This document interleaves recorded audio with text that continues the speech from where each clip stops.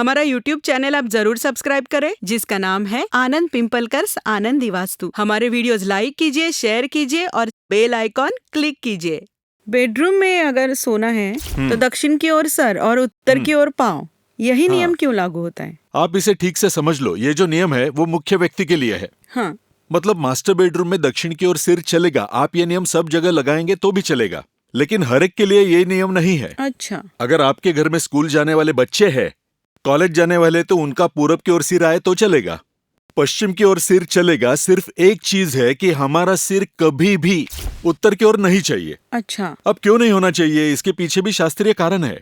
पृथ्वी के अंदर जो पॉजिटिव और नेगेटिव आयन्स है, इसीलिए हमें शॉक लगता है, या फिर अर्थिंग जो प्रकार है वो उसके कारण, जिसे अर्थिंग कहा जाता है। हर एक इंसान का रेडिएशन, या हर इंसान एक प्रकार का रेडियो है जो एनर्जी लेके जमीन की ओर परावर्तित करता है।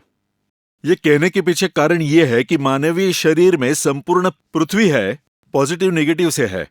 आप इलेक्ट्रिक करंट लीजिए या कुछ और लीजिए, पुरुष पॉजिटिव और स्त्री नेगेटिव स्रोत बताया गया है। अगर आप वो चिन्ह देखोगे, वो चिन्ह आप देखो, स्त्री और पुरुष के चिन्ह जो है, एक ऊपर और एक नीचे दिखाए हैं, प्लस माइनस में दिखाए है।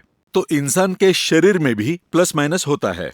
व्यक्ति का सिर पॉजिटिव है, प्लस है, पैर नेगेटिव है। अच्छा। बचपन में आपने खेला होगा या देखा होगा, लोह चुंबक के जो दो रॉड होते हैं, वो रॉड प्लस प्लस सामने लाए तो विरोध दर्शाते हैं। हाँ। लेकिन प्लस माइनस सामने लाए तो एक दूसरे से चिपकते हैं। मतलब दो विरुद्ध तत्वीय ग्रह में आकर्षण होता है और दो समतत्व में प्रतिकर्षण होता है, अपोजिट पोल्स। बराबर।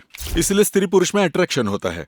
स्त्री स्त्री पुरुष पुरुष अट्रैक्शन, ये प्रमाण बहुत कम दिखते हैं, यानी हमेशा विरुद्ध चीजों में अट्रैक्शन होता है। वैसे ही सिर पॉजिटिव, दक्षिण दिशा नेगेटिव, पॉजिटिव नेगेटिव अट्रैक्शन। अच्छा। लेकिन अगर वही पैर उस तरफ किए तो नेगेटिव नेगेटिव का प्रतिकर्षण होगा, अर्थात आकर्षण के विरुद्ध प्रक्रिया होगी, शांत नींद नहीं आएगी, आरोग्य की समस्या होगी। इसीलिए मरे हुए व्यक्ति को, मतलब मृत व्यक्ति को विरुद्ध रखा जाता है, बराबर, क्योंकि वो नेगेटिव हुआ है, उन पर कोई प्रभाव नहीं रहेगा। उत्तर की ओर सर और दक्षिण की ओर पैर, बराबर बराबर। उल्टी अवस्था में उसे सुलाया जाता है। बेडरूम में आईना लगाने का क्या कुछ तंत्र है? आप देखोगे कि जब आप घर के बेडरूम में सोते हो दक्षिण की ओर सिर करके, तब कई लोगों को अच्छा लगता है कि घर में आईने लगाने हैं। अब शीश महल बनाने को आप नवाब थोड़ी है।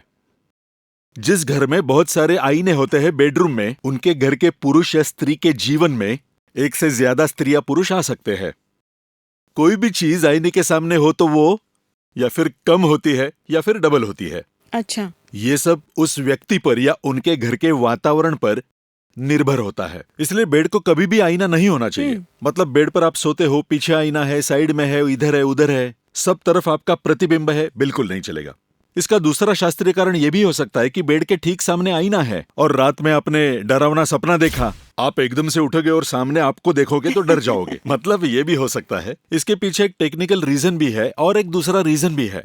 वो ये कि आईने में त्राटक की प्रक्रिया होती है, यानी आप आईने में लगातार घूरते रहोगे तो कुछ समय बाद आप यह प्रयोग ना कीजिए, लेकिन ऐसा होता है कि बाहर से आप आपकी दोनों प्रतिमा देख रहे हो।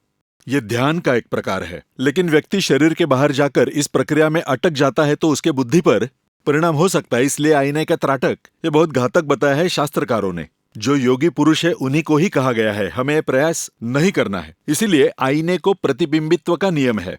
मतलब कि प्रतिबिंबित्व का नियम यानी आईना जो चीजें दिखाता है, उन अतीन्द्रिय चीजों को पढ़ने का सामर्थ्य भी आईने में होता है। उदाहरणार्थ कैसा है देखते हैं। मैंने यहाँ आईना लगाया, वहां कोई तो बैठा है, आईना यहाँ लगा है, वहां कोई बैठा है, उस व्यक्ति का प्रतिबिंब इस आईने में दिखेगा। हाँ। और एक व्यक्ति सामने से देख रहा है, सामने से उस व्यक्ति को ये व्यक्ति यहाँ दिखता है, लेकिन वो यहाँ है क्या? नहीं, वो वहां है। हाँ। लेकिन उसे वो यहाँ दिखता है, और उसे न देखते हुए भी उसे ये यहाँ दिखता है। यानी उसे ये नियम लागू है कि न दिखने वाली चीजें भी दिखाने का सामर्थ्य आईने में होता है। जैसे जिंदा लोगों का होता है, वैसे ही आत्मा परमात्मा का भी होता है, आत्माओं का भी होता है। इसलिए आईने लगाते वक्त विशेष ध्यान रखना, हमारे सोने के बाद हमारा प्रतिबिंब आईने में दिखना नहीं चाहिए, और वैसा हो तो हमें उसे पर्दा लगाना चाहिए। बराबर।